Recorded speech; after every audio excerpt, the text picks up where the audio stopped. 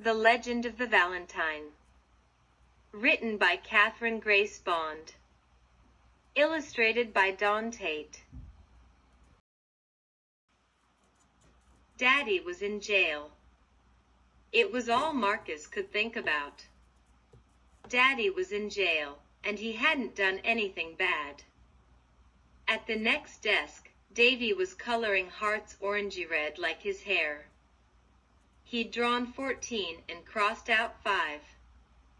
"I'm counting down to Valentine's," he told Marcus. "Can I borrow a skin color crayon?" Marcus ran his finger over his crayons, wondering which one Davy wanted. He handed over a pinkish one, then pulled out a brown for himself. "That's the wrong color." It was Travis. Marcus kept coloring. Behind him, Travis spoke louder.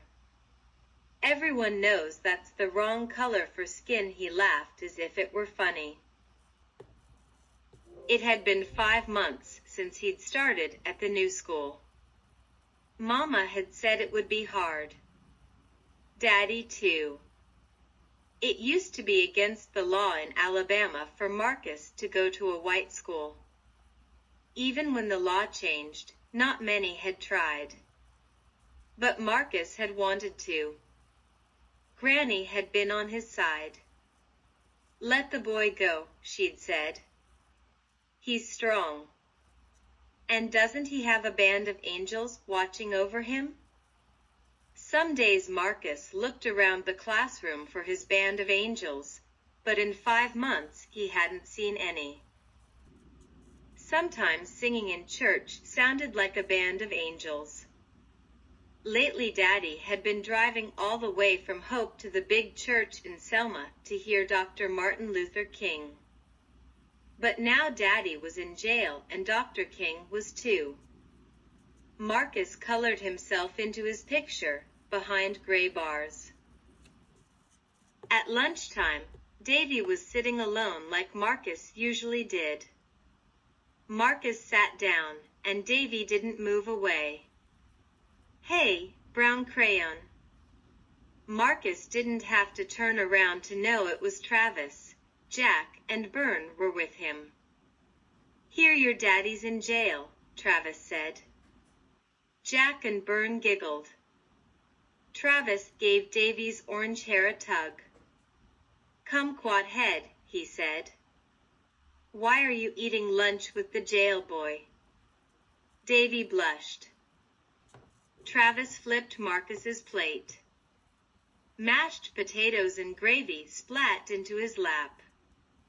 "Oops," called Travis, as he and Jack and Bern ran out the door. Davy waited until they were gone. He handed Marcus some napkins. "Don't feel bad," he said. "Travis did the same things to me before you came." Marcus cleaned the gravy off his good school pants. He couldn't look at Davy. Granny was hanging up her hat when Marcus got home. "Did you try and register again?" he asked her. "Did they let you?" In the kitchen, Mama shook her head. Every week Granny tried to register to vote. Every week they told her the registrar's office was closed. That was why Daddy and Dr. King and a lot of other people were in jail down in Selma. They wanted everyone to be able to vote. Granny set a stack of library books on the reading shelf. "How was school?" she asked. "Fine," Marcus said. It was just fine. Granny peered at him as if she were checking his temperature. If she asked too many questions, Marcus would get her to tell him a story. Granny knew stories about everything. Mama set down some ginger snaps and a glass of milk. "Almost Valentine's Day," Granny said. "Best get started on those cards." She plunked down scissors and paste and a box of saved wrapping paper from Christmas. There's enough to make real nice ones for everyone. Marcus looked away from her. His stomach hurt. Don't feel like it, he said in a low voice. Granny didn't answer. Marcus scuffed his shoes under the table. He thought about Daddy in jail, and mean jailers he'd seen on the news. He thought about Travis, and his stomach hurt worse. Granny waited. I hate them. The words were like a steel gate swinging open. Other words tumbled out before Marcus could stop them. Words about eating alone and Travis and kids who tripped him in the halls. Mama held a cupboard door, her jaw set. I hate those school kids. The words felt like fire. And I hate Travis most of all. Granny turned Marcus's face to hers. No, she said. No need to be hating.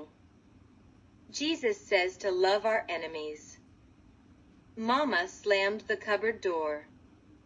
He's just a child, she said. Granny laid a hand on her arm. So's this other boy, she said. Just a child. They're all children. God's children. Mama took a breath and let it out. Marcus wondered if there were any angels for Mama. Granny folded some red paper. Reminds me of the first Valentine. Marcus spun the tape with his finger. What about it? Not it, said Granny. Him.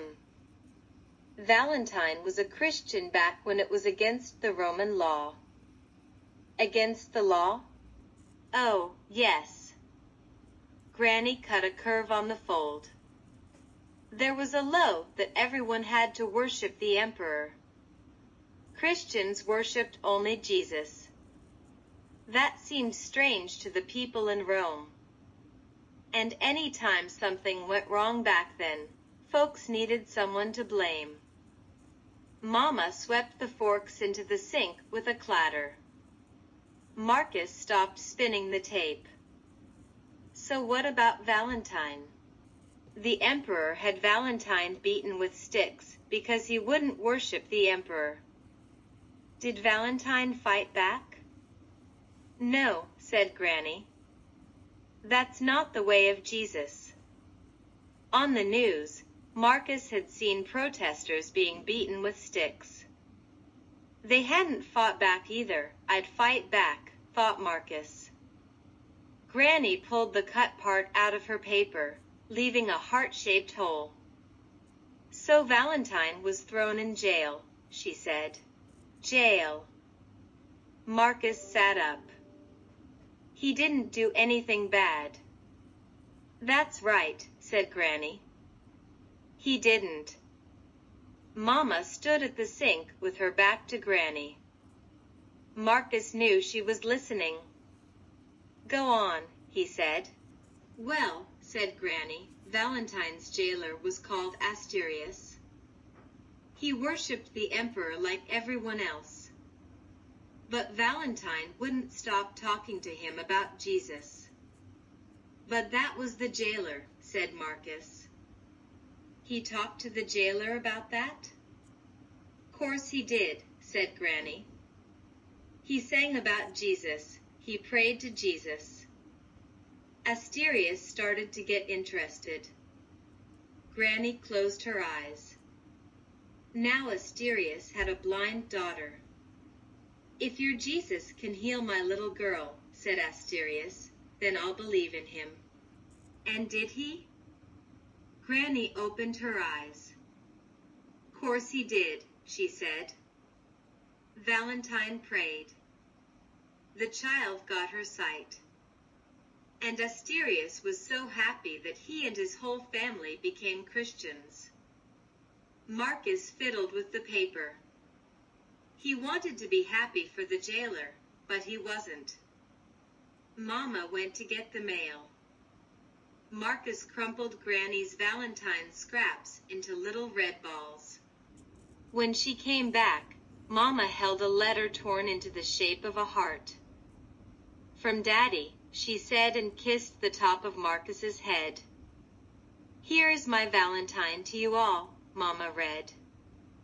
"We're singing in the jail." Some of the jailers are starting to sing along. Sounds like a band of angels. I love you. Have courage.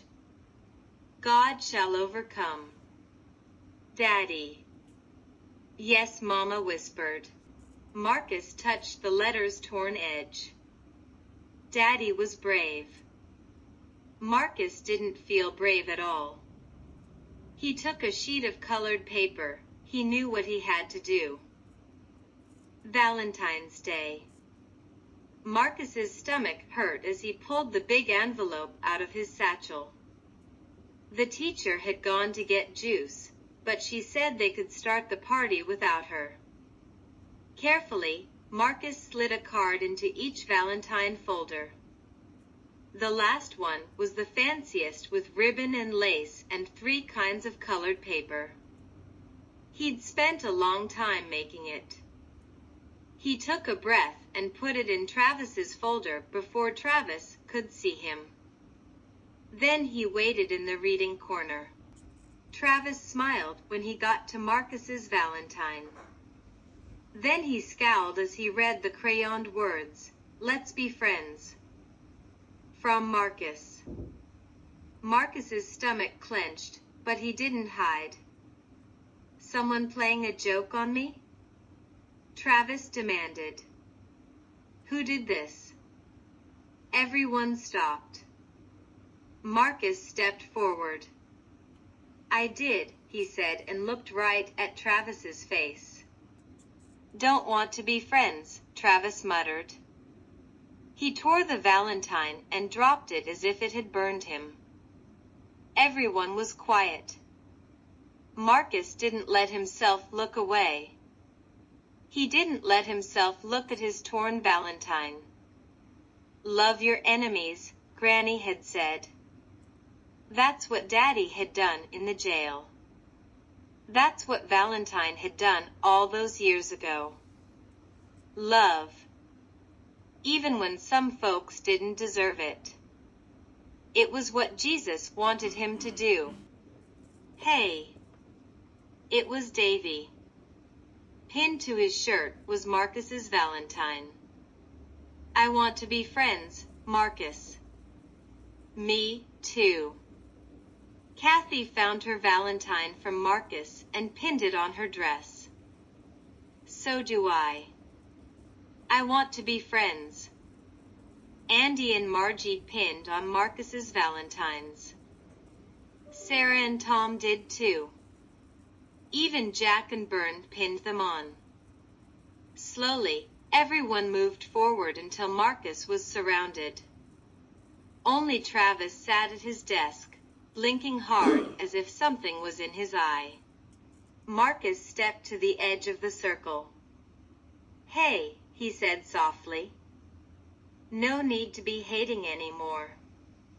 Come on, Travis." He held out his hand. "Come on."